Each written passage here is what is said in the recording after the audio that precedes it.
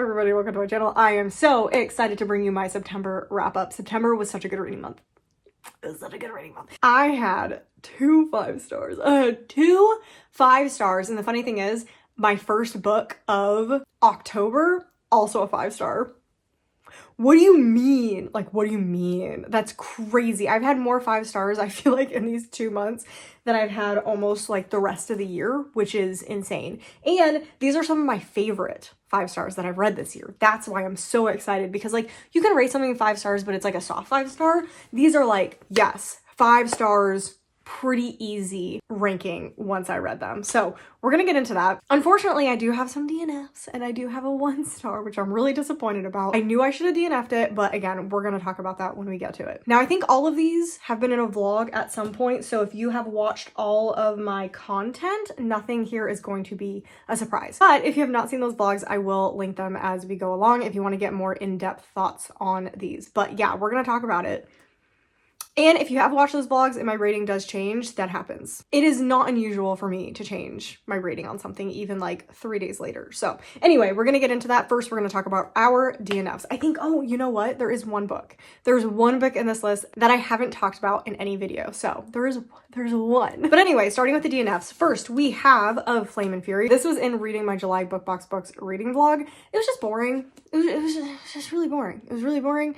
And sometimes when the cover is really pretty, I'll make like an extra effort to attempt to read it, but I don't like the cover and I don't like anything about this edition of it, so I just like had no motivation to read a book that I thought was boring to potentially give it not getting above a 3 star. So I did end up DNFing this one. This is about Phoenix Racers, but it was like in the most boring way. Like I think I DNF'd at like 100 pages and there's still nothing was happening. So literally nothing was happening in this book. So fortunately this was a DNF because it was just very boring. Next up, which would have been a 1 star if I finished it. This is going to be honorable mentions, worst books of the year. I don't put DNFs in my worst book of the year list. I have to finish it, but I will do an honorable mention for this one.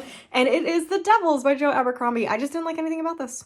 I love the premise. This is following a couple main characters. There's a lot of point of views in this. This is following a couple of different main characters. Each one has their own motivations for doing the things that they are doing. But the idea is that they are going on this journey to crown this supposed lost princess. And there's like monsters and villains and all sorts of different types of people in this, and it should have been a home run, should have been an absolute home run, but I hated the humor in this to the point that I could not continue. Like there literally was a fart joke, a lot of fart jokes, like so many pooping and barfing and fart jokes. Like literally what was the last straw for me was one of the characters raised a corpse from the dead, and when the corpse stood up, it farted.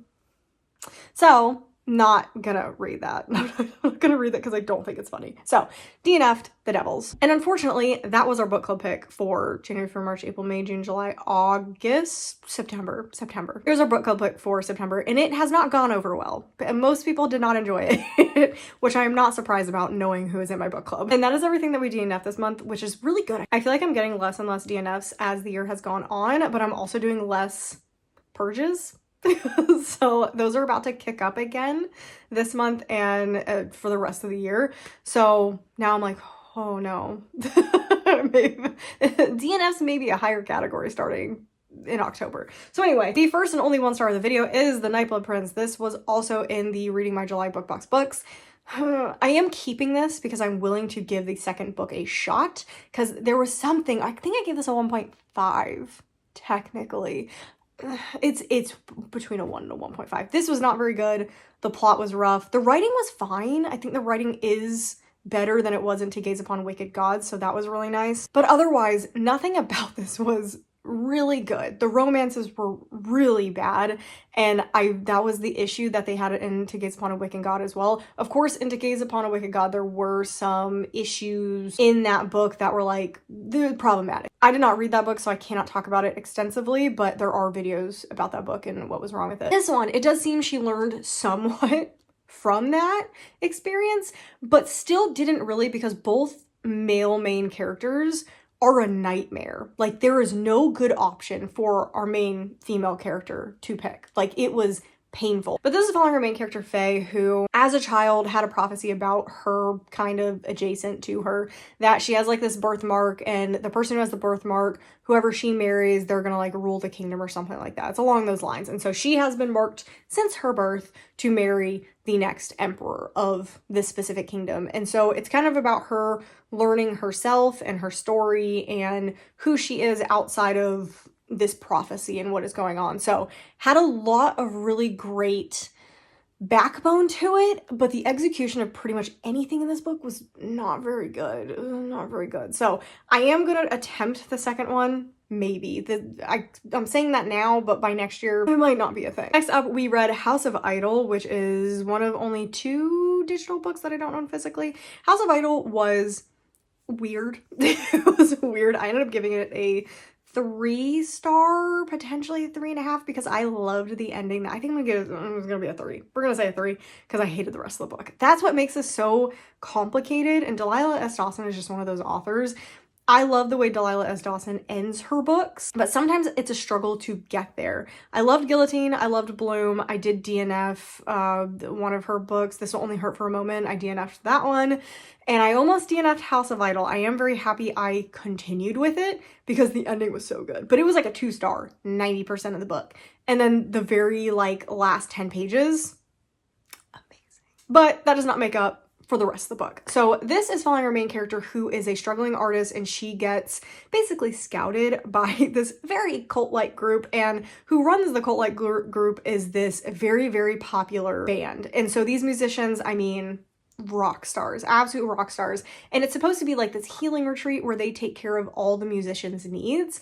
But obviously there's some strange deaths that occur, some weird ritualistic things are happening, and our main character is trying to not get caught up in these cult-like activities. So it is a longer novella, like it's a novella, but it's a little bit longer. Like it's longer than Bloom, it's longer than Guillotine. But if you like a good ending or a cult story, I would attempt this one. It is strangely sexual in parts of the book, which also is a section that I did not like because I do not like mixing sex and horror. It's just, I don't like it. I'm just not a fan of it. So if you're okay with that, and or you can at least push through it, the ending I would say is worth it for the rest of the book. Next, moving on to our other digital copy, and that was Nobody in Particular. And I did have an e-arc of this one. I'm trying to catch up on my e-arcs. Really trying to catch up on them. And this was just a cute story. Like it's nothing spectacular or special. I don't really remember it that well, but it's kind of like a sapphic version kind of The Prince and Me, because like if you've seen The Prince and Me, I feel like everybody, well, at least my age,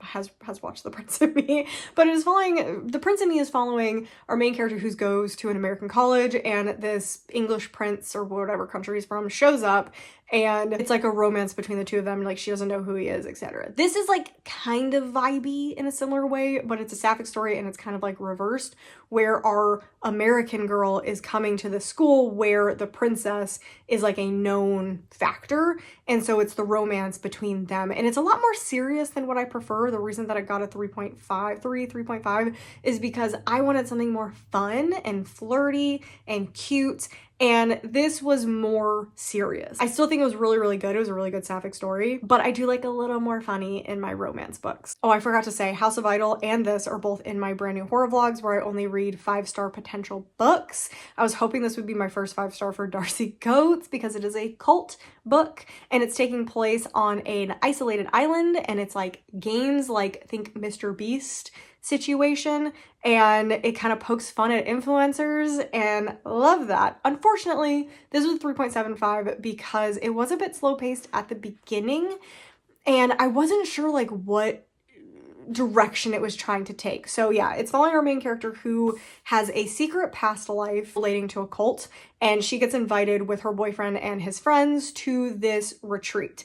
This had some great twists. I did not see a couple of them coming. I was really excited about that. But unfortunately at the end it did turn into like a survival horror, and those are not my vibe. Like when you're running through the forest trying to survive and everyone's being massacred around you, it's not really my vibe, and I should have known it was heading that direction. I feel like they pretty much told you that was the direction it was going if you're on this isolated island. I wanted more of a mystery vibe to it instead of straight up horror, but this is definitely Darcy Coates' goriest book that I've read so far. So if you wanted Darcy Coates to take it up a notch with the gore factor, this is probably the one you should try. The next one is A Forgery of Fate. This is also a 3.75. This was good. This was good. I think this is a really good addition to the Elizabeth Lim series. I'm really excited that this one took place under the sea that we were kind of told about a little bit in the second Six Crimson Cranes book. So it kind of just expanded on the universe in a way that was really respectful to like the original duology and the original series. And I really liked that. I liked expanding upon that universe that we only got like a little bit of a glimpse of. And so I read this one for my Reading My July books. There was a lot. There was a lot in that video. So I read this for reading all of my June books. I think this was the last one that I read for that June video, which is why it's in here and not the previous month because it kind of spilled over. But this is following our main character who ends up getting in a fake marriage situation. I do think you can read this standalone, but I wouldn't recommend it. I would recommend reading the Six Crimson Cranes duology first and then moving on to this because you won't understand like the super significance of what is going on in the Underwater Kingdom because it kind of does set it up in that duology better than it sets it up in here because you can kind of tell like you're meant to know a little bit about what's going on. So it's a 3.75. I have nothing else other than to say it was a 3.75. It was a fun time. It's not super memorable, but I had a good time with it. Next up, we are getting into the books that I really liked this month. There's 3 left, and this is like a 4 to 4.5. I would love to give this a 5, but it wasn't there based on how the stories ended. And this is also in my horror vlog. This is Let Me In Your Window, and this is a short story graphic novel collection by Adam Ellis. I read their book last year, How Bad Things Can Get. I really want to get a copy of that to match this copy because I didn't even know this was coming out. Didn't know this was coming out. Super excited that it came out. I do like their collection from last year better. I gave that a 5-star. I liked how all the stories felt connected and how they ended, and they just were done really, really well. This one definitely, there was a theme of not exactly sure how things were ending. So a lot of open-ended stuff in here, which is not my favorite type of horror. I still loved the artwork. I still loved the stories. There were probably 2 stories that they ended and I was kind of like, I think that went over my head. I think I missed the point of that one. But still very jarring, kind of spooky stories. I would recommend this one to anybody who wants to read horror graphic novel. And we are down to our 2 5-stars that we read this month. And I feel like I've talked about this at length ad nauseum to people, and it is The Library at Hellbore. I am in the extreme minority for this one. And this one did actually take me a little bit to get into. I was a little worried when I started this one, but there is something about the way that Cassandra Khaw writes. I don't know what it is, but it just like grips my brain. It feels like Cassandra Khaw is just like reaching into my brain and just like squishing it when she writes, and my brain is just like, this is nice. This is real nice. So I don't know what it is, but like there's quotes in here that are just so like, they make me sob. They make me sob. And normally I don't like writing like this. I don't know what it is. I don't know why they can write this way and it works so well for me because I shouldn't like this. There is nothing about Cassandra Khaw's writing that I should like, and yet I cannot get enough of it. So I'm really excited that I finally have my second 5-star from Cassandra Khaw. Dead Takes the A Train was very close. It was very, very close. I think it was like a 4 to 4.5. Salt Grows Heavy, amazing. Still one of my favorite horror books of all time. Amazing. So I'm really excited to add this. It's weird. It's weird. It's bloody. It is disgusting. But there's an emotional impact to this book that, oh, it's so good. It's about sacrifice and reluctant friendships and what length people are willing to go to survive and kind of get revenge, actually. So I love this. I thought it was fantastic. I do like the Evernight edition more now that I have read the book. I still don't love it. I like the original copy better, and I like the Owl Crate a lot. The Owl Crate is stunning, but this was great, and I read this for my July book box video. And then my favorite book of September was The Night and the Moth. Who else is surprised? Because I am incredibly surprised because I was not a fan of One Dark Window. I'm going to reread it. I have decided I am going to try to reread that book, but I loved this. I love this. I now have a Waterstones edition. I have a Barnes & Noble edition, and I have a German edition on the way. The German edition has my favorite cover. Like, the German edition is stunning. So I'm hoping, fingers crossed, it arrives not damaged and looking very pretty and is not a fake book. Really hoping, fingers crossed, that shows up. But this is amazing. This is following our main character, who is a diviner, and she's kind of been locked away in this like monastery situation where she is forced to divine and show people's futures. But there's like a very intricate, interesting magic system that is involved in this story that can take a little bit of time to understand, but once you do, it's like, oh, this is really cool. This is really cool. And it is a romance between her and a knight, which I love. It's not the prince. It's not someone who is like of this high status. No, it is just a knight, and I love him. I love him so much.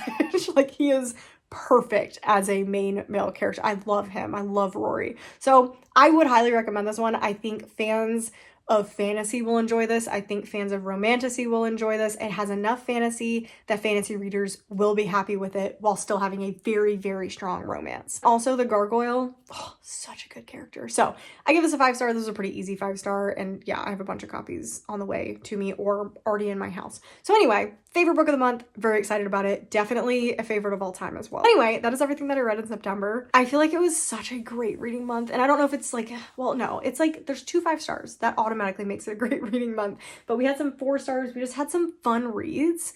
Even if I didn't like the book, minus the Nightblood Prince, I still had like a fun time reading it. Like everything, nothing was a 2. There was no 2. It was like higher 3-stars. And I had fun reading all of them. So I think September is a fantastic month. So that being said, definitely let me know down below what you read in September, if you had any 5-stars, what you liked, what you didn't like in September, what you didn't get to but you want to get to in October, and you have nothing else to say and you just want to let me know that you're here.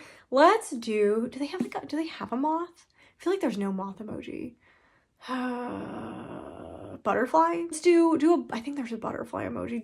If there isn't, just do an insect and I'll know what you're talking about. I'll know you meant a moth. Okay. So that is everything that I have for you today. Make sure you subscribe to miss any future content. I have a lot of stuff coming out in October and a lot of stuff for the rest of this year. I'm really, really excited. I got some secret stuff happening in December. Make sure you like the video if you enjoyed it, and I'll see you guys in the next video.